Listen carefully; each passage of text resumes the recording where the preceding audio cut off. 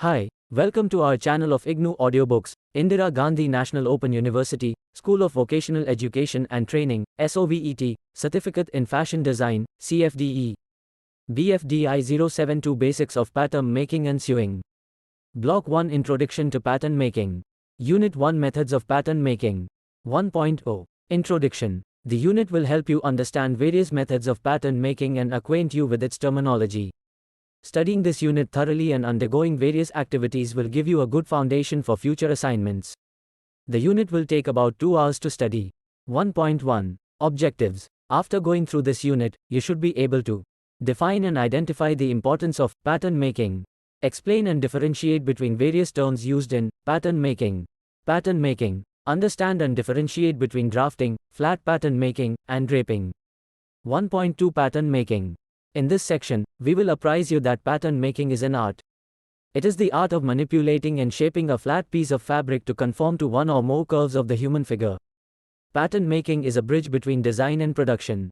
A sketch can be turned into a garment via a pattern which interprets the design in the form of the garment components. In addition to being referred to as an art, it requires good reasoning, creative and manipulative skill. Time, patience and practice are essential to master the skill correctly. Pattern making is a system of making patterns, blocks using body measurements. It can be done either by drafting, flat pattern making, or by means of draping, which is a three-dimensional method.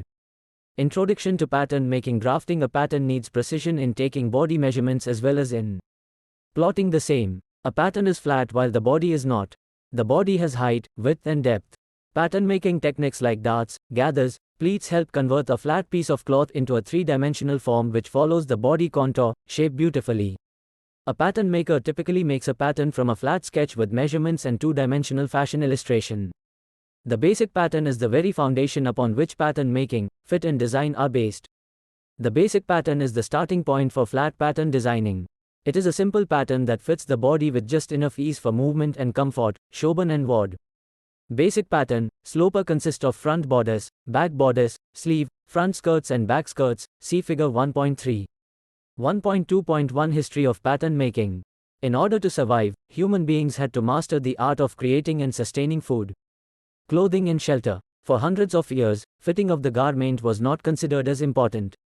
It was important that it needs to cover your body. Later, as the concept of fashion advanced, garments became more functional. Till late medieval period, elaborate clothing was created from different sizes of rectangles of fabrics, which were draped in folds around the body in variety of ways. A woven fabric was a precious treasure as the fabric was woven with hands, and that was the reason to not to cut and waste any amount. It was during the 15th century the art of cutting fabric into shapes to fit the body contours started. The cutting and fitting of fabrics was done by expert tailors and seamstresses who worked with individual body measurements and shapes. The garments were hand-sewn and the entire process was very time-consuming and expensive. By late 18th century, books for home dressmakers were published. Full-size patterns started appearing in professional journals and women's magazines. This also led to the establishment of commercial pattern industry. The Industrial Revolution and the invention of sewing machine led to the commercialization of the garment industry.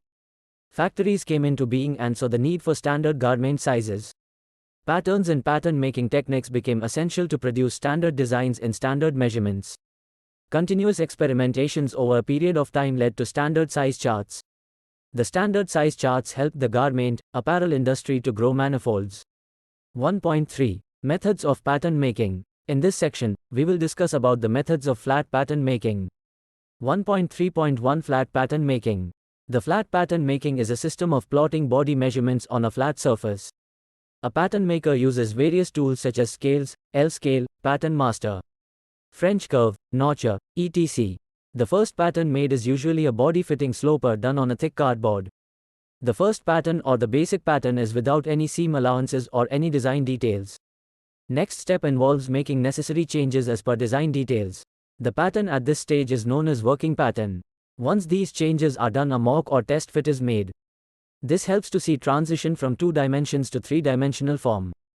At this stage, one needs to evaluate and correct any fitting problems and balance in design. A final pattern is made with all necessary details, corrections, seam allowances, notches and important pattern information. Flat pattern making is a system of making blocks using body measurements. Flat pattern making is a two-dimensional method. Patterns when traced to fabric lead to a garment. A garment encircles the figure to give a shape and structure. Basic pattern is a structure of lines representing body measurements. The key features of flat pattern making are as follows. Flat pattern making begins with paper. All the measurements and body landmarks are identified on the pattern paper. You will create a basic set of patterns including a basic bodice front, basic bodice back, sleeve block, skirt front and skirt back patterns.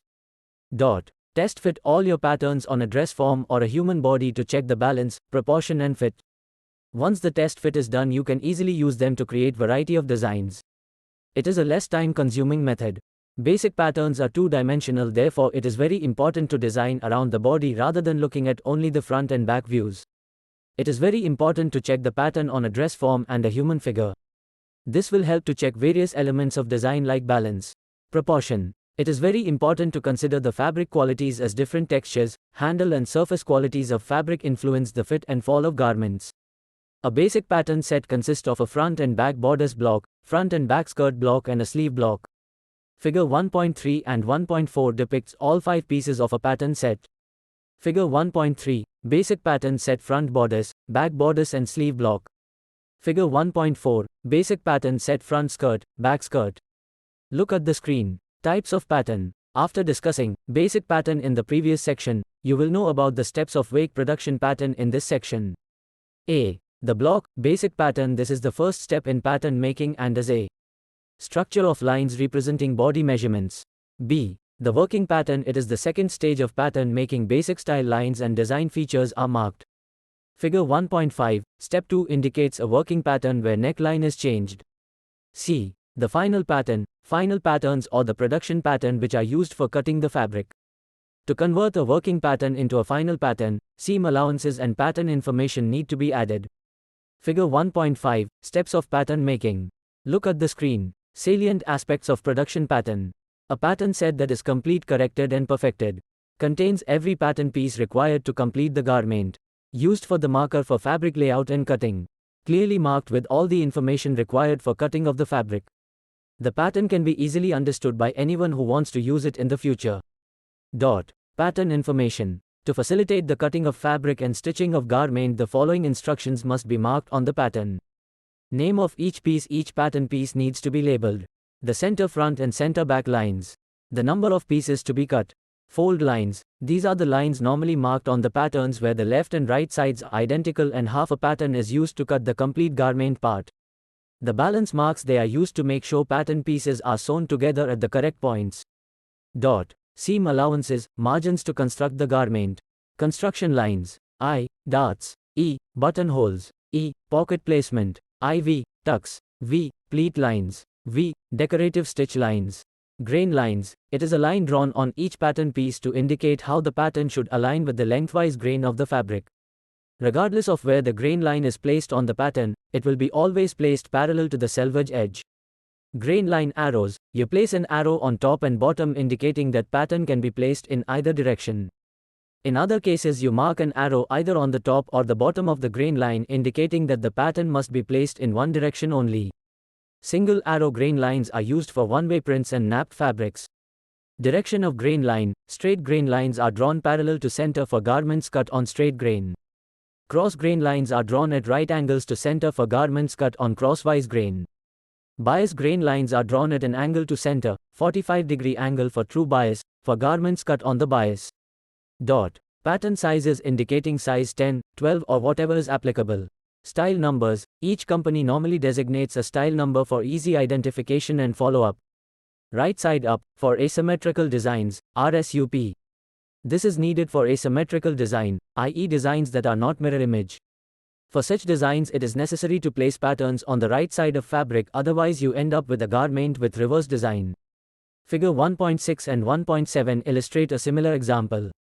Figure 1. 6 asymmetrical bodice. Look at the screen. For example, in the above design, it is very necessary to mention right side up on pattern pieces. If the same is not done, you will end up making a design where the style line, instead of starting from left armhole, while you are looking at it, will start from right armhole. The design will then look like Figure 1.7, asymmetrical bodice. Look at the screen. Figure 1.8 demonstrates the front and back bodice with relevant pattern information. Figure 1.9 demonstrates the front and back view of the borders after stitching. 1.3.2 Draping. Draping is a three-dimensional method of pattern making. Draping proceeds from a flat sketch to draping the fabric directly on the dress form, figure 1.9. Later the muslin pattern is transferred to paper to create a final pattern. Since draping is three-dimensional, you can see the progress of your design and make necessary changes. It is also easier to create unconventional designs with draping rather than flat pattern making. Draping is a good technique to develop new ideas and create new silhouettes. Many designers prefer to use draping methods to create original designs. Draping technique helps to see proportion, fit, balance and design features directly on a dress form. Students using this technique can directly see a piece of fabric taking shape of the body. While draping you can clearly see the flow and fall of the fabric. The key features of draping are given as follows. Draping begins with a muslin cloth. Muslin is blocked, ironed and basic landmarks marked before starting. Draping helps to see the fit and fall of the garment at the first stage itself. It allows for easy experimentation with necklines, collars, yokes, sleeves, etc. It also helps to check the placement of various surface decorations. But at the same time, it is very time-consuming and therefore an expensive method. The right selection of fabric plays an important role in draping. While selecting a fabric for draping, following factors need to be kept in mind. The feel of the fabric, the weight of the fabric, the fiber content, i.e. cotton, wool, silk, linen or polyester, needs to be carefully selected as the way they drape on the human body is quite different.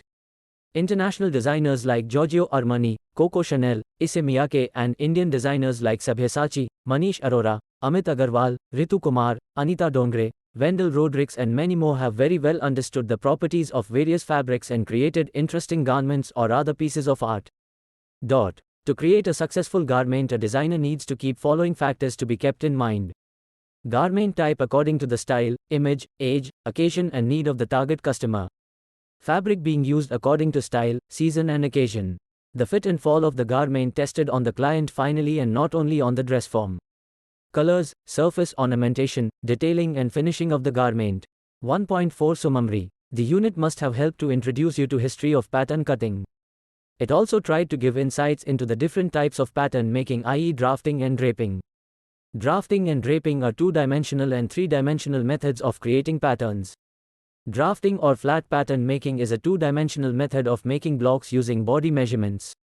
The system gives accurate results, and once the basic blocks are made, different designs can be created easily.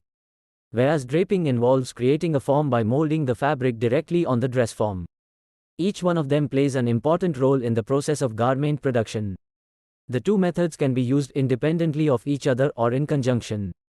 Patterns and fabric go hand in hand, and it is important to understand the related aspects. You will study about fabric properties and the way it behaves in detail in the next chapter. Thank you for watching. We will see you in the next video with next chapter.